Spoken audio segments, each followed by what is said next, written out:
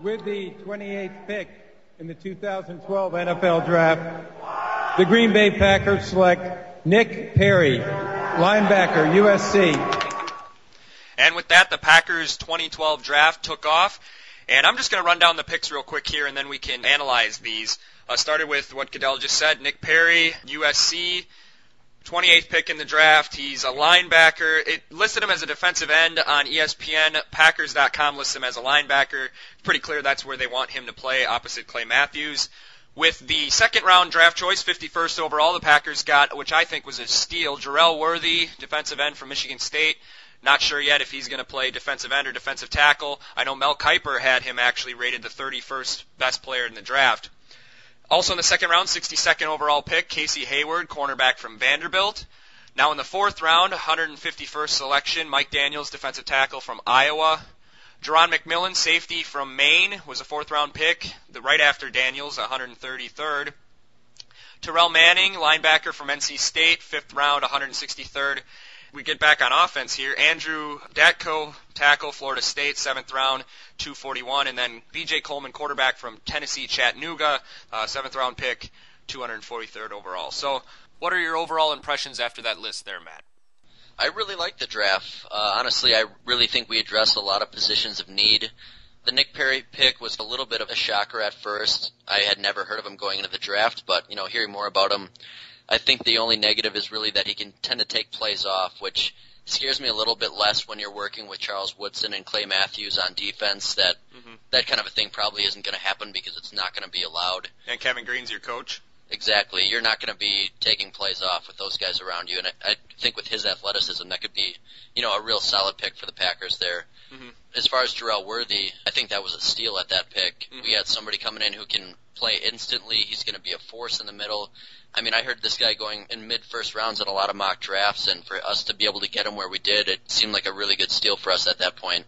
Casey Hayward, Vanderbilt cornerback. I know, I believe it was either Todd McShay or Mel Kiper thought this might be the steal of the entire draft. I had a chance to look at his statistics. He had 7 interceptions. Those only came in 5 games. They kind of piled up, so could be one of those spotty cornerbacks that we have seemingly an abundance of. Yeah. But I was kind of excited about him. He looked like a very versatile guy and a big, almost 6 feet tall as a cornerback.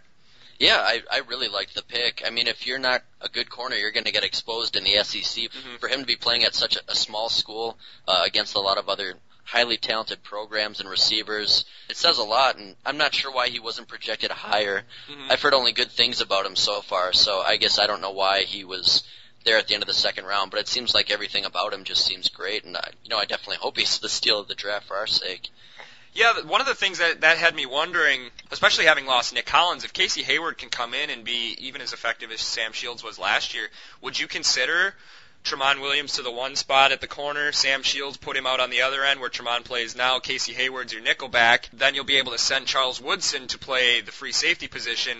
Now not only do you have a veteran guy back there, a ball hawk playing safety, but all of a sudden it changes your blitz packages a little bit, which seemed to not fool anyone last year with Woodson blitzing out of his typical corner position. Yeah, and I think that's what the case is going to be here come season time. I think that it's got to be Woodson at safety. We can't go on expecting to get through with Pepper and Morgan Burnett, at safety this season. I think it's almost a guarantee that Woodson's going to be at safety this year. Yeah, it's certainly an intriguing idea. So they've kind of kicked it around for years, so let's see if this is the year maybe they finally pull the trigger on that. Next pick, fourth round, picked Mike Daniels out of Iowa. 9 sacks as a defensive tackle, which in a conference like the Big Ten with the kind of offensive linemen they produce is incredible. Of course, a defensive tackle brings up bad memories. He just had shoulder surgery back in January, which he's recovering from. But apparently they were still very impressed with his strength, his quickness, and you can't argue with the production. 13.5 tackles for loss and 9 sacks as a defensive tackle in the Big Ten is nothing to look down upon. Yeah, and I agree. I mean, that production is crazy. 9 sacks from a defensive tackle in the Big Ten is great, but we've had a lot of these guys in the past. I mean, number one being Justin Harrell, where it's great if we can build up this depth, but if these guys can't stay on the field, then it's pointless to have them around. So, I mean, this could have just been a fluke incident. We don't know too much about him and his injury history. Mm-hmm. I guess we can just hope that it's an isolated incident and that it's not going to be a constant thing every preseason where we hear that he's out and not going to be able to play till week 6, then he gets hurt again. Yeah, well, they had Justin Harrell for a while, and now they seem to have Mike Neal, who's another guy who can never stay healthy, so we'll see what happens here.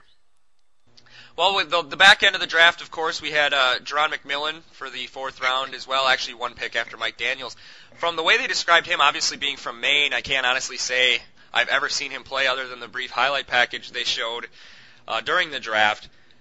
He seemed to look, in a lot of the ways he was being described, to remind me quite a bit of Atari Bigby, which I think anybody who saw Atari Bigby, at times that's a really good thing, and at times it's a liability. Yeah, I haven't seen too much about him either. I know he's kind of a hitter. I guess just the small school in itself kind of reminds you of Nick Collins, and you're just hoping that we can find another guy like that. But, I mean, what are the chances of finding another all-pro safety? Yeah. You know, it's a position of need, so if this guy can at least come in and provide some depth and some special teams help, then, you know, it's definitely going to be an addition for us. Sure. Tyrell Manning from NC State, linebacker, another guy. Any quick impressions on him? I've heard some good things. I've heard he's very athletic. I think he really came on at the second half of the season last year. I guess from what I've heard, all of his measurables are there. Fast, powerful guy. I think this could be our steal of the draft here. I don't know. Just from what I see from him, I think a lot of people were high on him, and he just kind of fell because there wasn't a big enough sample size. So I mean, I think this could really be a guy who has a chance to flourish in our system. Well, let's hope so. I mean, especially with Winston Moss coaching the middle and being the assistant head coach, they certainly have quite the pedigree back there for linebackers who've produced in the NFL. 7th round pick, we got a couple of compensatory picks. I don't know if we're going to break these down too closely. These are kind of ones you just sort of take a chance on. They finally went offense after 6 defensive picks. Andrew Datko, tackle from Florida State. He's a tackle from Florida State. I could say a whole heck of a lot about him or try to begin to analyze him, but at least trying to add some depth there. And then the one people kind of were scratching their heads about, B.J. Coleman, quarterback from Tennessee, Chattanooga, another compensatory pick 2 picks later. I actually did look up this guy. I was hoping to find like some kind of production that mirrored Graham Harrell's career. Very pedestrian, about 60% completion percentage, 9 TDs, 9 picks. That's at Tennessee, Chattanooga. So I guess don't get your hopes too up that this guy's going to become the next Hasselbeck or Flynn, but you never know. Have you heard who he's been training with the entire offseason? Well, that part of the country, I think I'm going to guess number 4, Brett Favre, but is that right? Exactly. He has recently hired Bus Cook as his agent, and he's been training with Brett Favre down in Hattiesburg. Oh, yeah? Hopefully that doesn't create any kind of friction with Rodgers. I'm sure he won't worry about it too much. Well, but maybe at the end of the training camp he'll come in and say, I know I can play, but I don't think I want to. So, you never know. Okay, so that's the Packers draft. Obviously, we're not experts. We're not Mel Kiper or Todd McShay, where our job is to sit and analyze these guys. Honest to God, most of these guys we hadn't heard of until this past weekend or had heard of a couple months ago and sort of forgotten about. So that's just our quick impressions. The main thing I will say is I'm happy to see how defense-heavy they went, especially losing a guy like Nick Collins. I think it's good that they're adding depth at all 3 levels of the defense. And so hopefully, if a couple of these guys pan out, you got to say it's a successful draft. Yeah, I agree. I mean, we can build around Rodgers on offense, and he can make players a lot better than what they actually are. Mm-hmm. But in terms of the defense, we just needed a ton of help. So even if a lot of these guys just provide depth, it was a must for the draft. Yeah, I know some people that I was watching the draft with were wondering when they were going to take a tackle. A lot of people wanted, when they picked Jarrell Worthy, to take Peter Kahns there, needing a center eventually to replace Jeff Saturday, you would think.